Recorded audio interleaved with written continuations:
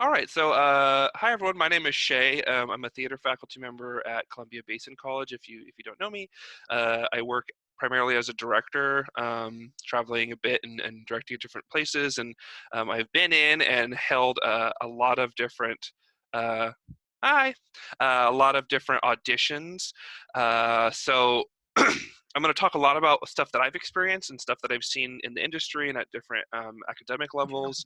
And I will make sure to answer any. At the end, I'll open it up for questions. There, I'll also keep an eye on at the bottom of your screen. If you bring your cursor down, there's a little chat option.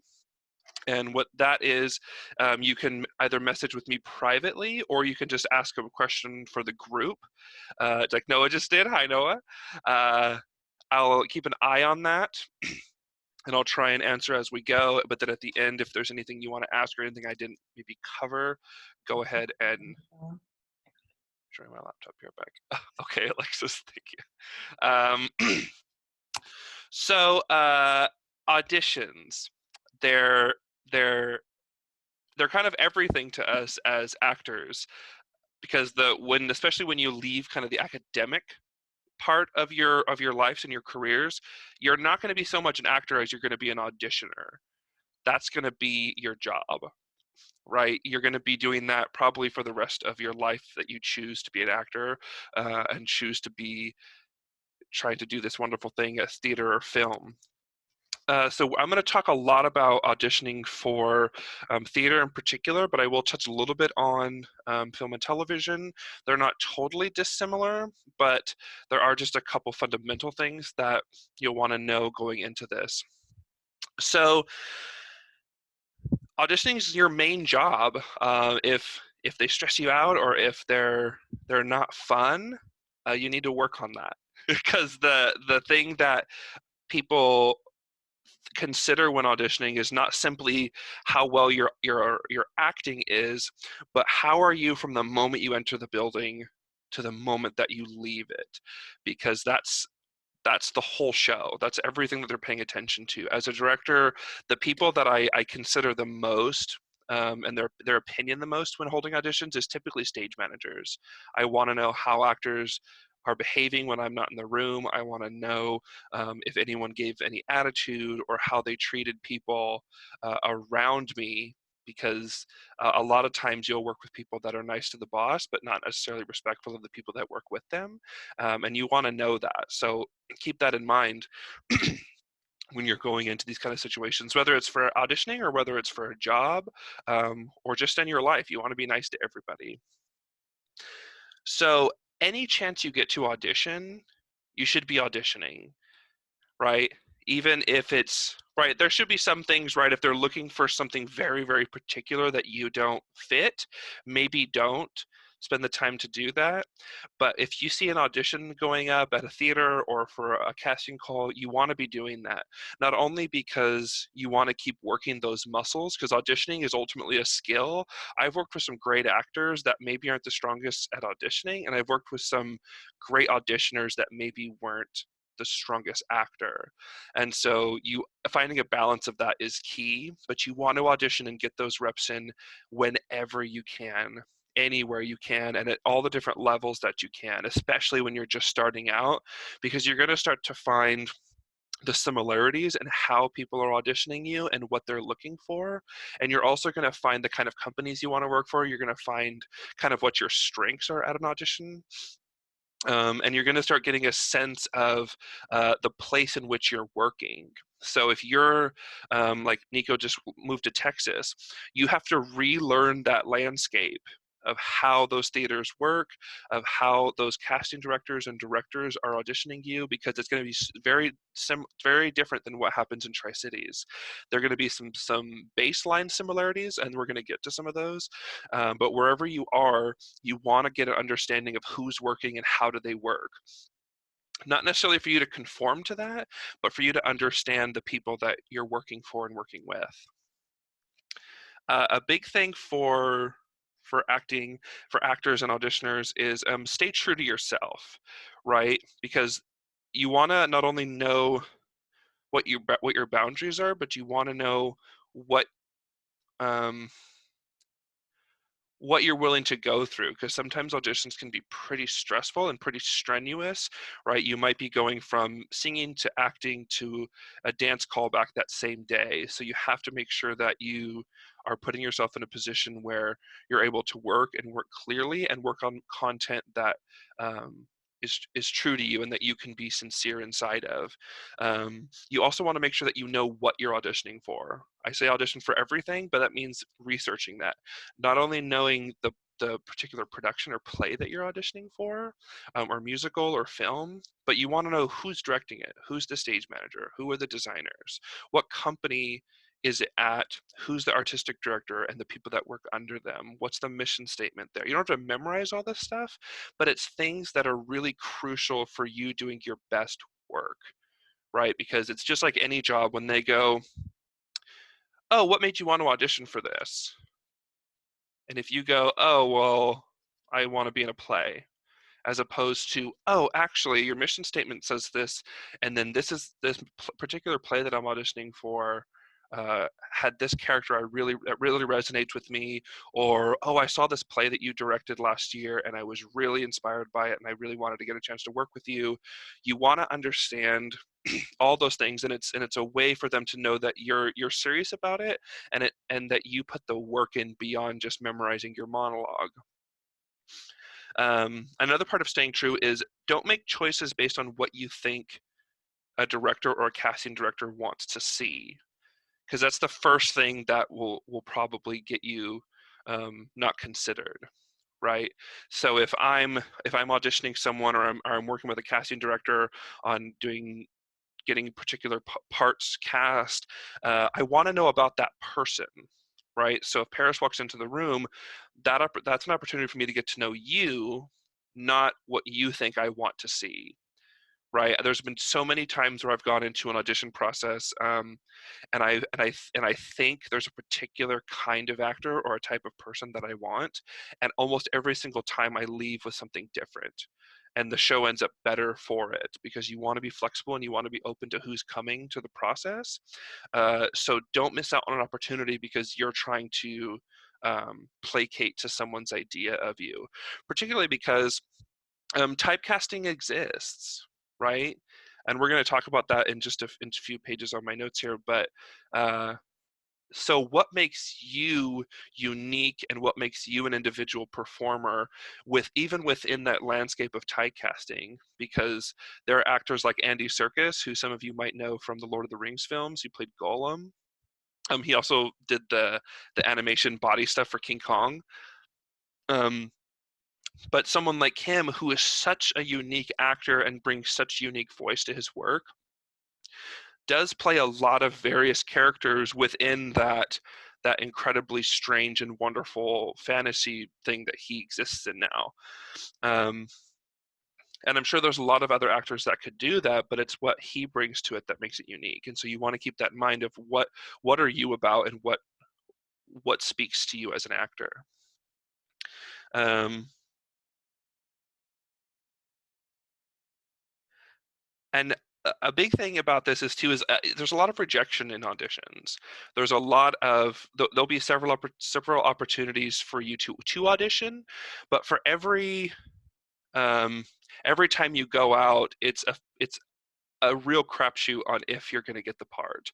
And so much of it is not about you.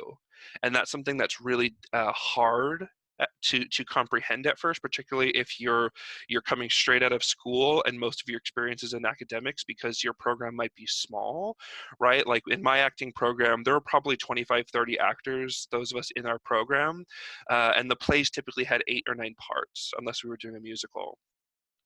And so much of that process, just like I said, I'm looking for something really specific, but then it changes. That's going to happen during auditions too.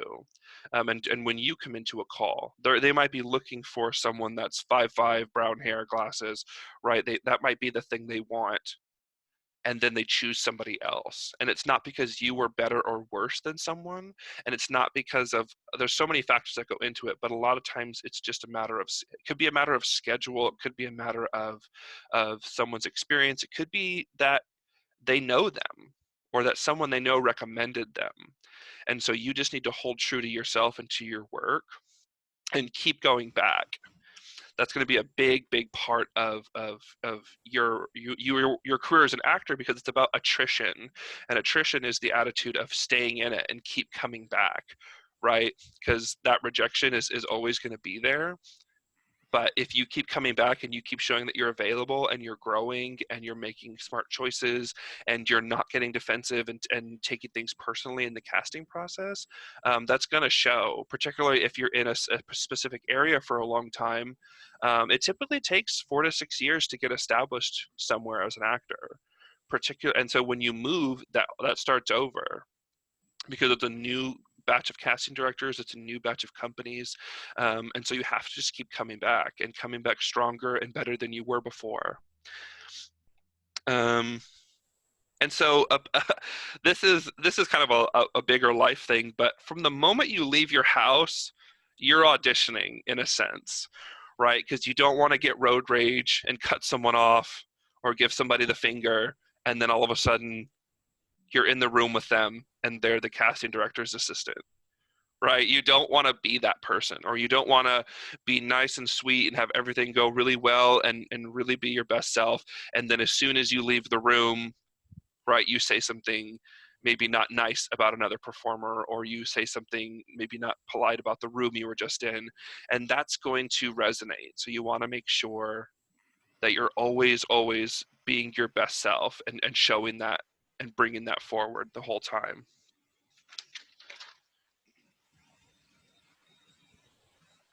Someone doesn't have their mic muted, and it sounds like there's a plane flying over them. Can everyone check their mics, make sure they're muted, please?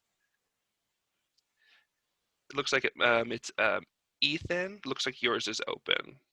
If you could just hit mute for me, please. So now let's talk a little bit about choosing material.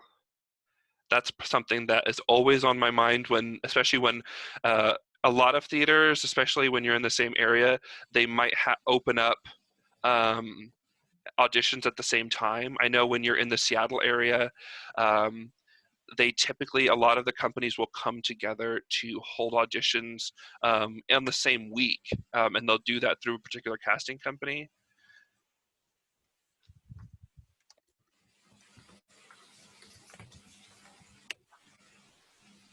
Uh, hey, Ethan, can you mute your mic, please? The idea of choosing material is, how many of you have heard, and you can just like put your head up in your screen, how have you heard like you have to have contrasting pieces in in an audition, right? It's something we hear all the time. So something that I want to kind of clarify, because I know some people have different interpretations of this, having a contrasting package or an audition package does not mean doing like a new play and then doing like a Shakespeare. That's not typically what that means. A contrasting package is that you can show an emotional range, or that you're showing a range of content, but that doesn't really have a lot to do with the time in which it was written, right? If you're auditioning for a Shakespeare theater or a Shakespeare play, use a Shakespeare, right? Or use a piece from that time period. But other than that, when you're auditioning for something, you want to be looking for pieces that really resonate with you, pieces that you're passionate about, and pieces and plays that you can connect to and you can actually relate to. And so if that means you do, and if you're doing contrasting pieces, maybe you want something that's more humorous, and then you want to do something that has a little more of depth in terms of character. But that does not always mean like do Ibsen and then do a new play, right? Because like for me, I don't have a big background with classic text. It's not something that my training is in, and I've only been in a handful of Shakespeare's, so I'm probably not going to choose a Shakespeare because it's not something I'm strong at as an actor. So if your strength isn't Shakespeare, don't just arbitrarily choose a piece like that. Um, and also thinking about the material in a way of not um, try not to go for the obvious pieces. And when you are doing things that are more well known, be realistic about it, right? So if I'm auditioning for something like Romeo and Juliet, for example, because of a lot of different factors, it's unlikely that I will play Romeo, right? I'm a really large person. I'm in my mid 20s. Um, it would just be it would just be a little bit out of my range right now because of how much older I look and just kind of physically how I am. And for those of you who don't know me, I'm 6'7". I'm quite a large person, so it's just unrealistic that I would play that part. So if I'm going in for that play, I'm probably not going to choose a Romeo piece, but I do think I could play someone like Mercutio or Tybalt or even other people around them. Maybe in like 20, 30 years, I could play um, the priest or the parents, right? But you want to really consider that. So if you're like right now I'm 27, I'm not going to play King Lear. So I shouldn't be doing a King Lear monologue if you're thinking about Shakespeare. Um, in college and in school, yeah, you'll probably be cast as somebody's parent at some point in your career, even though you're not old enough to play that part. But don't choose those monologues for yourself, right?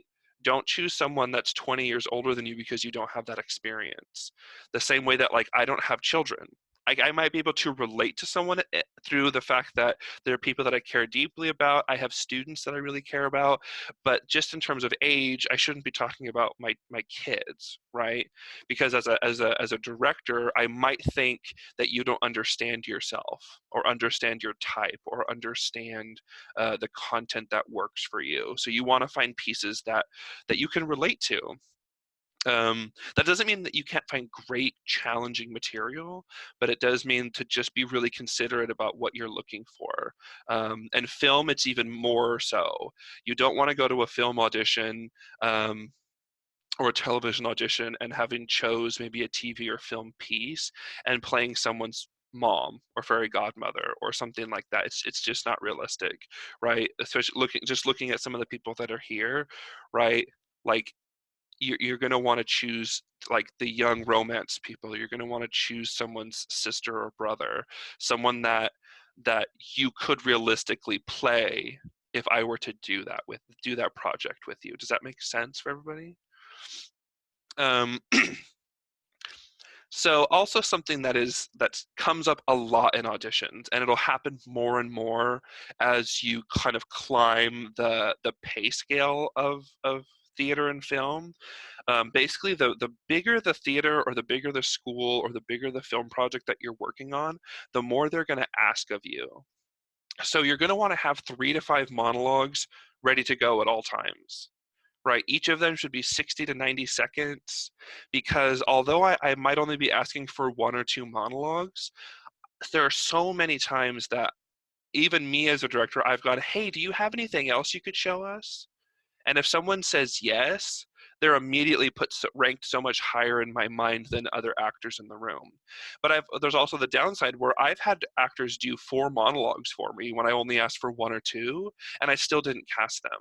It wasn't because they weren't fantastic. Like I have some in my mind right now that are just phenomenal actors. It just came down to how the puzzle of putting a play together works.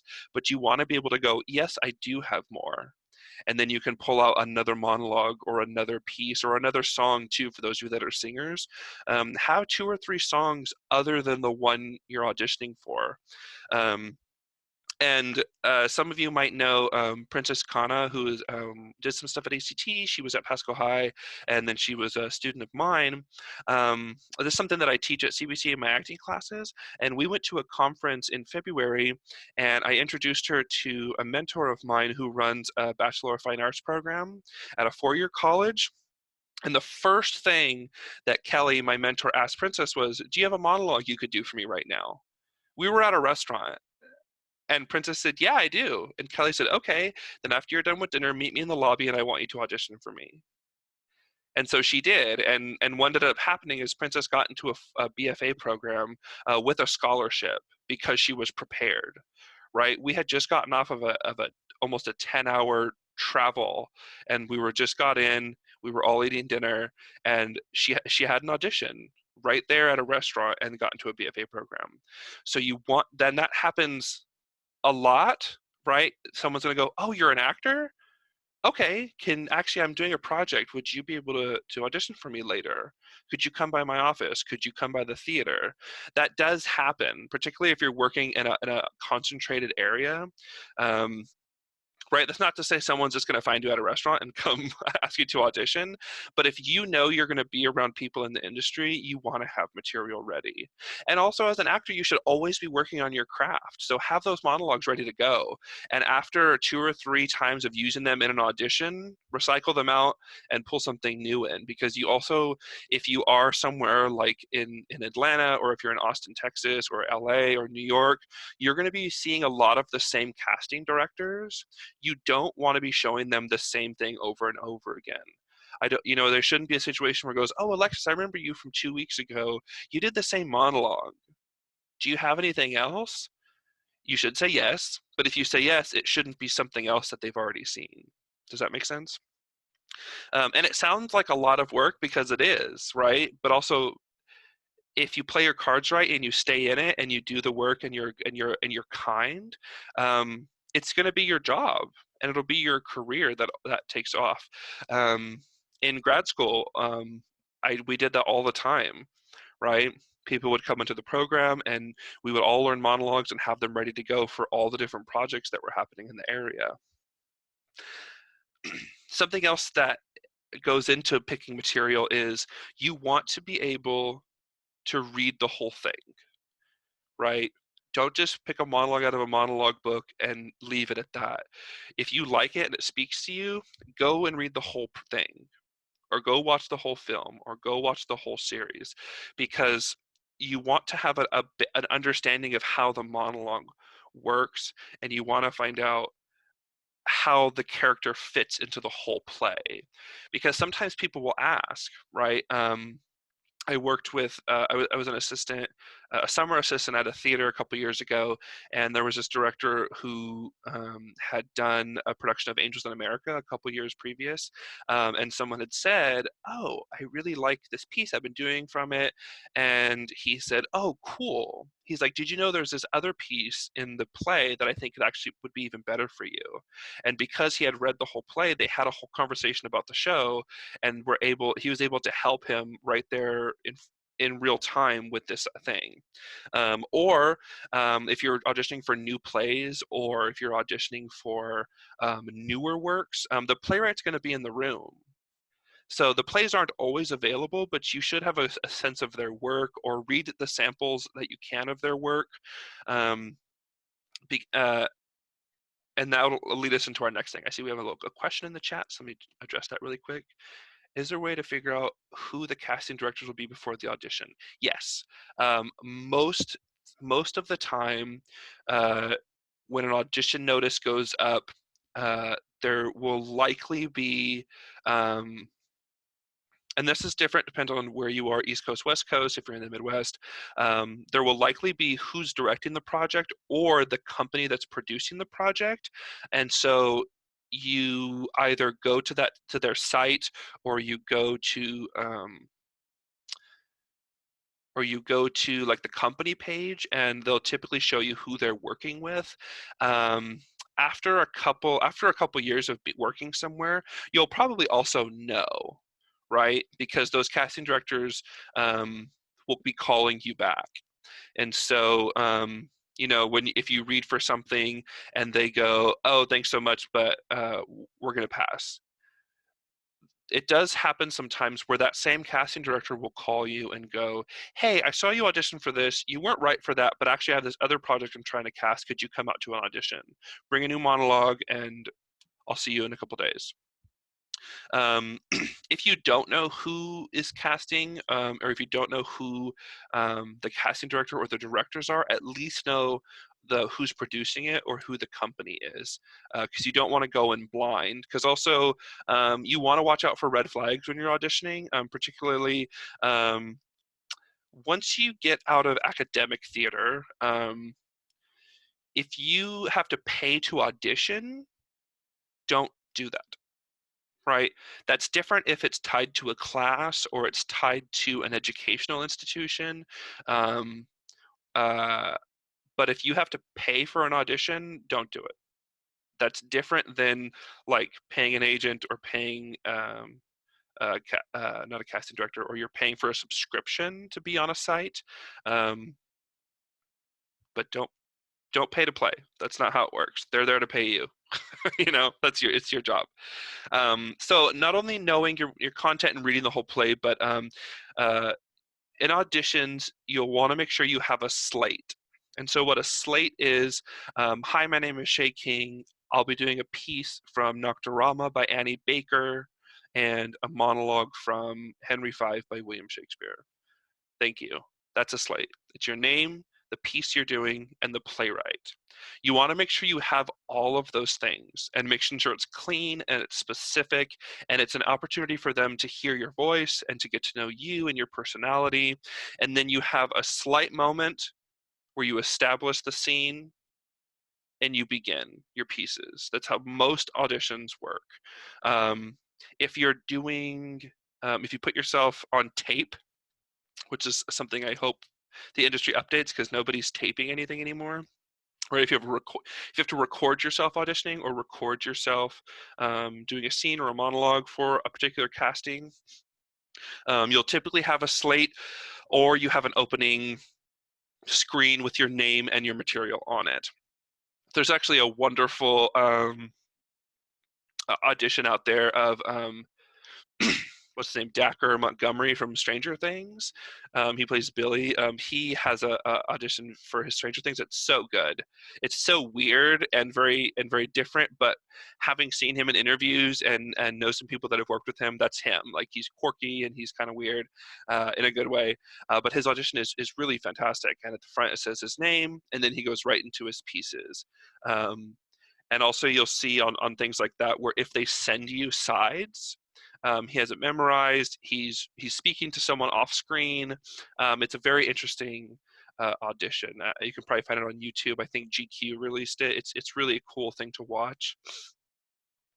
But make sure you have your slate, and every time you do your pieces, rehearse that. So that way it just comes out natural, and rehearse that little moment in between the slate and starting your pieces. And you want to slate everything at the top. So if you're doing 2 monologues in a song, slate them at the top and slate them in the order that you're doing them, because you don't want to say I'm doing Nocturama and Henry V and Who's Afraid of Virginia Woolf, and then you're doing them out of order because it's just confusing.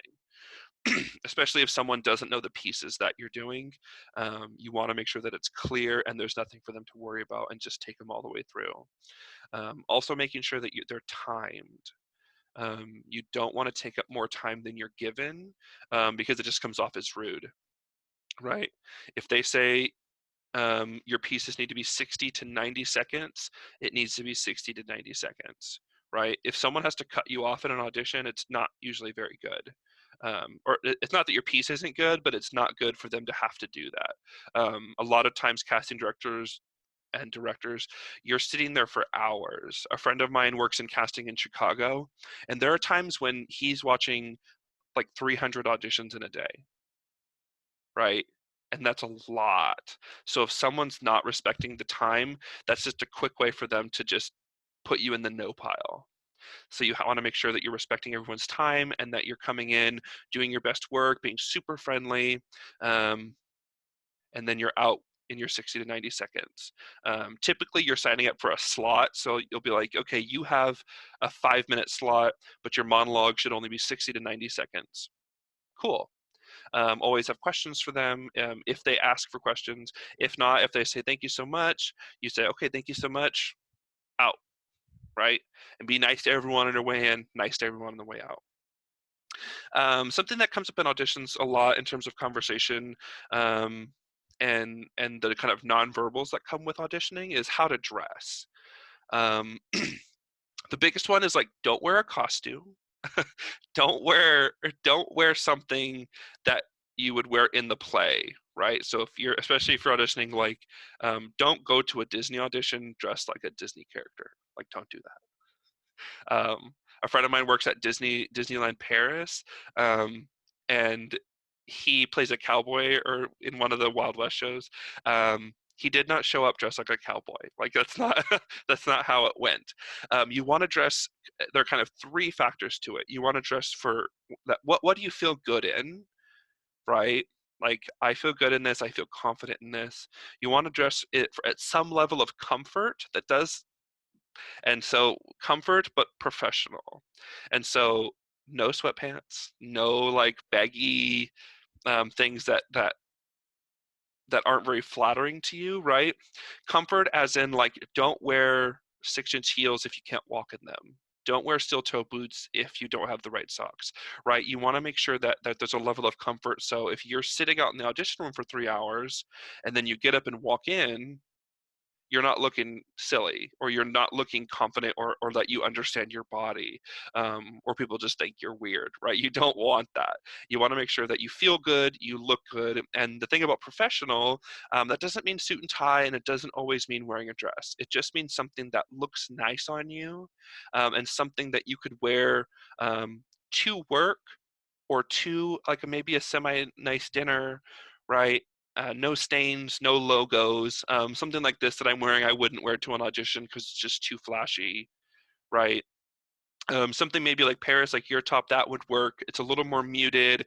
This has what, like daisies on it, which is totally fine. It's just sort of subtle. Um, but just be really aware of also, what do you look good in? In terms of colors, in terms of how do you do your hair. Something that's kind of a cool trick. If you're doing multiple pieces, uh, so like Alexis, your hair is up right now, right? Maybe in the second piece you let your hair down, right? It's just in between your pieces. It's a simple transition, right? Or Hannah, the opposite. Your hair's down in one, put your hair up in the other. It just shows a different look. We're going to talk about headshots in just a moment and go into that phase of it. People draw on headshots. Oh, I wonder what he looks like with facial hair. Oh, I wonder what she would look like if she had facial hair. Oh, I wonder if, right? And then it happens all the time. They start doodling on you to see kind of what you would look like in the play, particularly in film, right? Oh, I actually really like their look, but I also wonder, do they look good in this color? Whatever comes up, it happens sometimes. Um, so that's also why when we get to go into that, to get into headshots and resumes, we'll talk about why you got to use good paper.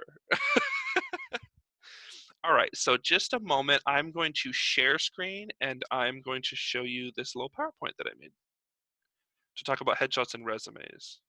Um, uh, uh, uh,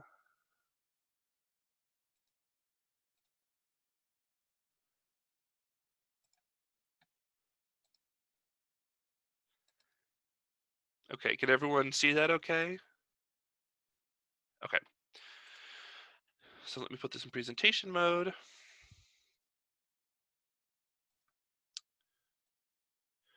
All right. So here's the first thing with headshots. I wrote here, normally an actor's headshot is an 8 by 10 photograph. This is the standard size for the industry in the UK and the US, and I verified this with the Actors Equity Association and the Screen Actors Guild. You never want to use a headshot that's smaller or bigger in size, because what's going to happen in the next slide, in the next couple of slides, is you're going to turn them in with your resume, which should be the same size. A headshot photographer will usually take the photograph in both landscape in horizontal position, or in the portrait or vertical position. And so if you're taking your own, do the same thing, making sure that you have it in both formats, because they might ask for it in a different format.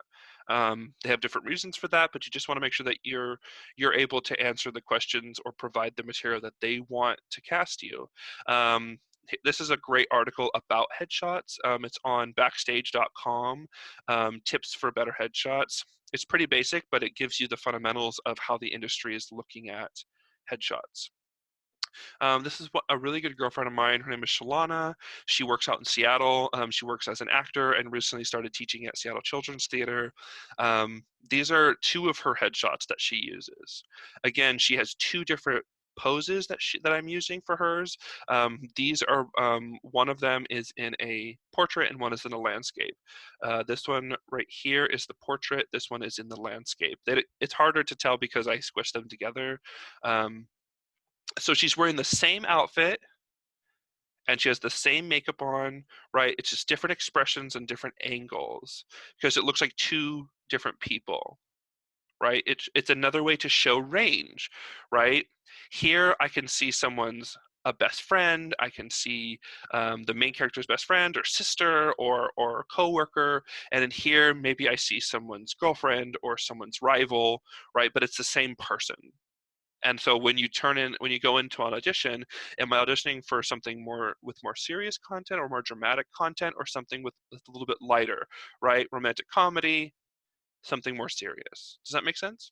But it's all within the same session and same outfit. So here is we're talking about resume. And actually, let me see if I can bring this down just a little bit. Okay. So resumes, the basics is your name, contact information, physical description, and if you have any union affiliations. So like for example, on my resumes and CVs, I'm a member of the Stage Directors and Choreographers Society. It's a directors union, and so that's always on my stuff. So that way they know that that I'm in a union and that's another factor in working with me. So your resume is always on one sheet of paper, just one. Again, your headshot, as it says right here, is going to go on the back. So it needs to fit on an 8x10 headshot. You'll size up the resume to the back of your headshot and you'll staple it in two opposite corners and cut the excess paper. So you want to make sure that when you hand the casting director or the director your documents, they're back to back, stapled together. You can print your resume on the back of a headshot, but also keep in mind the cost of doing these things, because if you change your hair color or you get a haircut or you grow a beard, you need new headshots. Your headshot should always look like you when you go into an audition. So same thing with your resume. If you just finished a film or you've just finished doing a play or you're in rehearsal for a new play, that needs to be on your resume, right? You're auditioning for something, but you have a play opening in 2 weeks, that needs to be on your resume. And so it needs to be up to date and current. So the downside of printing all your headshots and resumes on one piece of paper is that if you update something, you have to update all of it and print it all over again, as opposed to having a headshot and having a resume that you staple together. Um, you're like, oh, I need to update my resume. Okay, let me update it real quick, print it out. I'm gonna staple it to the back of my headshot and go to my audition. Right? It's a lot less expensive than having to print the whole thing over again, particularly because printing headshots is expensive. And getting headshots retaken is very expensive. You want to make it look clean with a lot of white space, and it must be easy to read. If I'm looking at something going, oh, so like the way I crammed all this information in here is like a bad example of a resume. Like, don't do it like this. Don't try to cram every single role you've played since elementary school on your resume. Did you do the production of The Wizard of Oz in high school and you're now 30? Don't add it, right? So, and you'll find this as you go through. Like, I'm getting to a point in my career where my undergraduate work is not appearing on my resumes anymore. There's a couple of things on there because I have room, but as you go through your career, you tend to get rid of those early projects fast, unless you're working at a big theater, right? Like I directed at a theater in New York called the Bay Street Theater. That'll always be on my resume, right? Because it's a big theater, people know about it, and it's just good for my work. And so if I have to choose between that and something I did in college, I'm going to choose that. And so you want to keep that in mind as you go through. Is it's not about density, it's about quality and the things that are most up to date. Don't use any crazy fonts, right? Times New Roman, Arial. I use Helvetica for almost everything because I think it looks nice, but don't get into anything weird. Never lie on your resume, right? Don't lie, because at some point you're going to get caught. Um, it happens a lot, and I can tell you as someone who has seen someone get caught on lying on the resume, that person does not work. Um, and it's really serious. Like, don't just, and people, it's not always your experience, it's how are you in the room, what was your pieces like, are you nice, did someone recommend you, right? So don't worry about, I don't have enough experience or anything like that. Just do your best work and don't lie. And again, this reiterates, you can choose to print your resume on the back of your headshot, but I wouldn't. What if you just landed a part and you have 20 already printed headshots and resumes? You could write the new role in, but that just looks sloppy. A lot of this information I pulled directly from a website called the Daily Actor acting resume. Like it's another like actor site that gives good details. I pulled a lot of this from that just to have some really, really solid, specific information. So again, here is Shalana, and here is her headshot and her resume. They'll go back to back. It's an example of what she uses. She sent me this a couple months ago, so I know she has at least 2 more projects on here that she's already added. And so also like because she has room, she has things like her education and she has some special skills towards the bottom. At least I'm using my cursor. Like she, particularly because she has done quite a bit of dialect work, and she put things like cartwheel and round off. So she put that in at the time she was auditioning for the same company that's producing Romeo and Juliet. They were doing a play that had some stage combat in it, and so she added that she can do cartwheels and round offs, right? Something that's just kind of simple, but shows that she can do some more physical stuff. And as her resume fills up, some of that will get lessened. Like the education can start to go, some of the understudy stuff can start to go.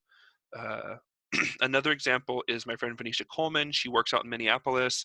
We went to college together, and she was a company member at the Oregon Shakespeare Festival just a couple years ago, and now she's out of Minneapolis doing some good work. She's an actor and director, and I've even directed some plays she's written.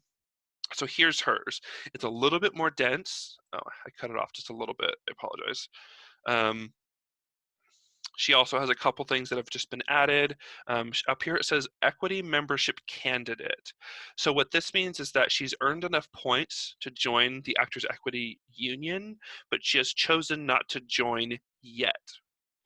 This is very important if you've started to earn points. So if you've started to earn EMC points, you're going to want to put this. EMC is the points you earn to then join the union if you choose to. She has her film stuff, education, skills, and honors and awards. Up here, height, hair, eye color, contact information. Shalana, same thing. Email. She has a website, so up here it shows her website, height, weight, vocal range. And so this last one on my slide before we go back to the regular screen is the new Play Exchange. I am such a huge, huge fan and avid user of the new Play Exchange. It's $10 a year for a reader account, and it's thousands of unproduced and new plays by living playwrights. It is an incredible resource for choosing material, and something that I have found recently is also a great way to network. If you can write recommendations for plays on there, and a lot of times those playwrights will reach out and go, "Oh my gosh, thank you so much. If you actually like that, then here's another play of mine I've been working on," and you start to build these connections in the industry. It is such a great resource. It is such a great way to continue reading plays, which every actor should be reading plays. My challenge to all my students and my challenge to you is read a play a week, right? Read a play every week, a play you've never read before. And it's also a cheaper way to continue to keep your content current. As opposed to buying 10 plays, you can pay $10 for a year to read plays on the new Play Exchange. And there's a lot of incredible work on there. If any of you choose to do new Play Exchange, let me know. I love recommending new work to help you get started because it can be a little overwhelming. But the homepage has lists that people make to recommend works. I've been fortunate enough to make lists for new Play Exchange before that goes on their homepage for about a week. It's just a great, great resource. Okay, so now,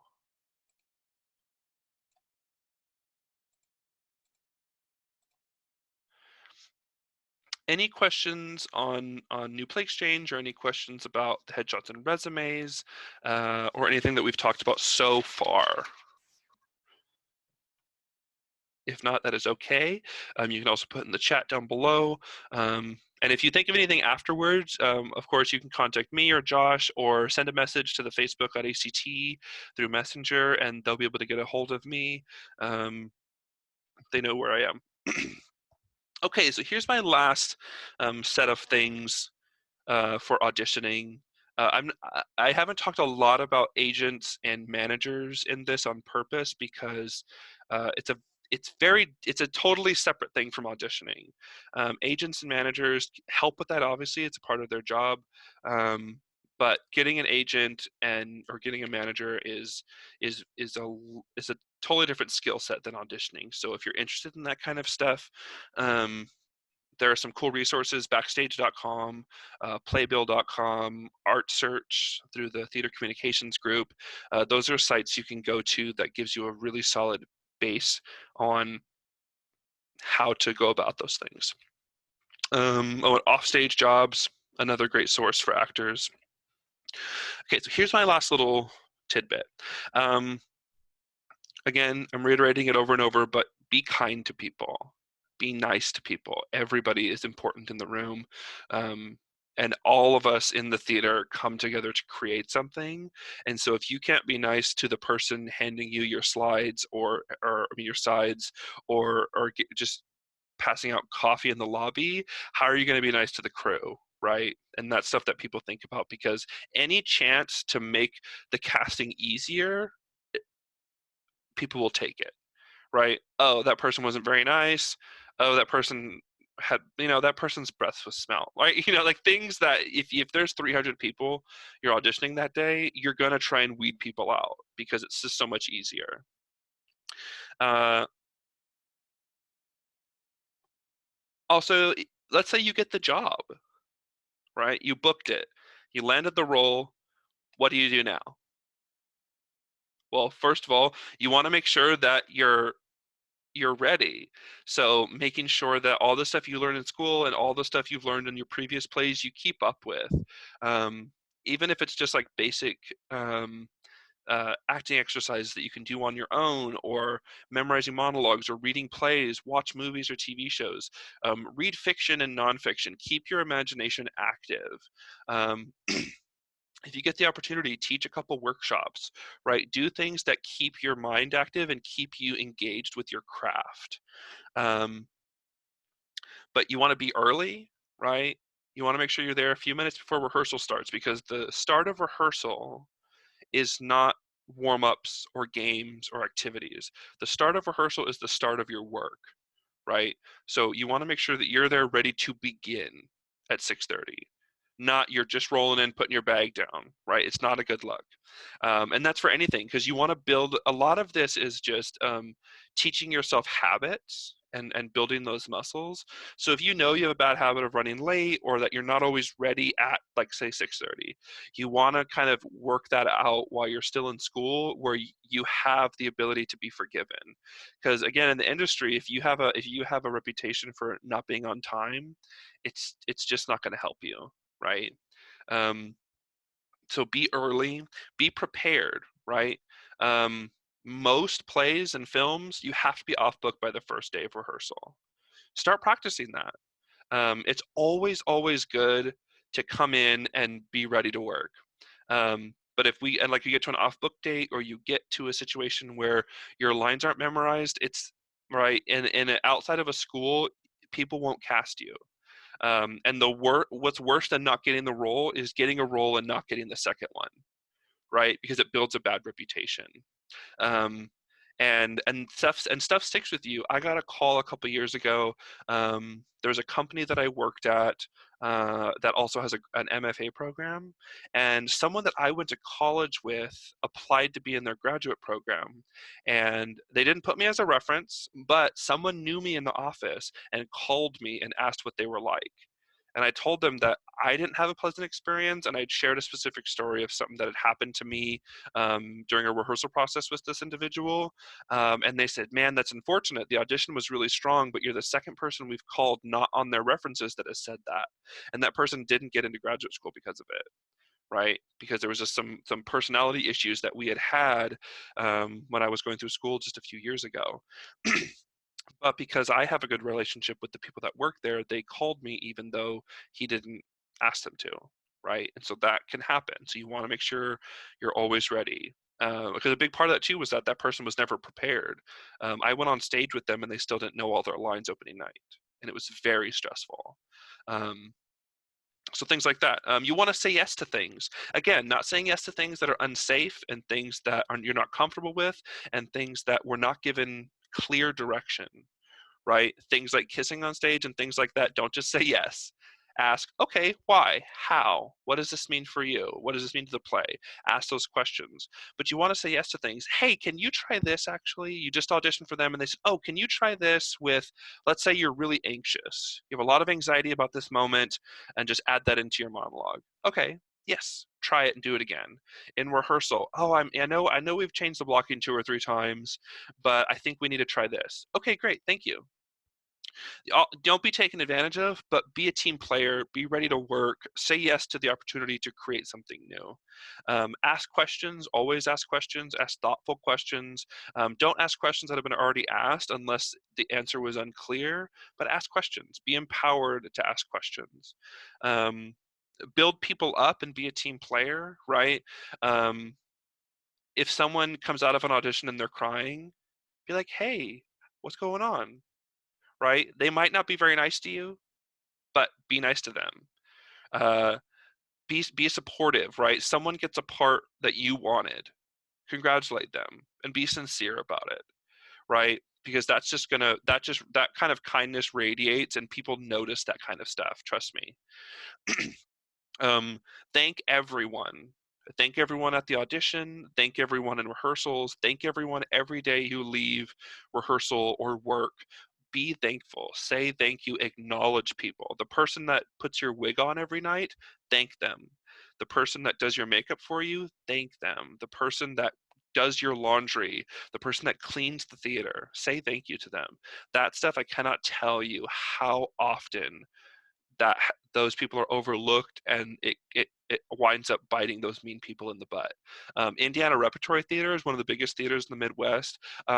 They do company parties at the beginning of every rehearsal process, and they invite everyone from the janitors to the volunteers to all of the artistic staff and board of directors. Everyone's invited to them, and everyone is an equal member of that company. So if you don't know the names of the people that clean the theater and you're not nice to them, then you're not worth acting on their stage. And that's such a great company policy.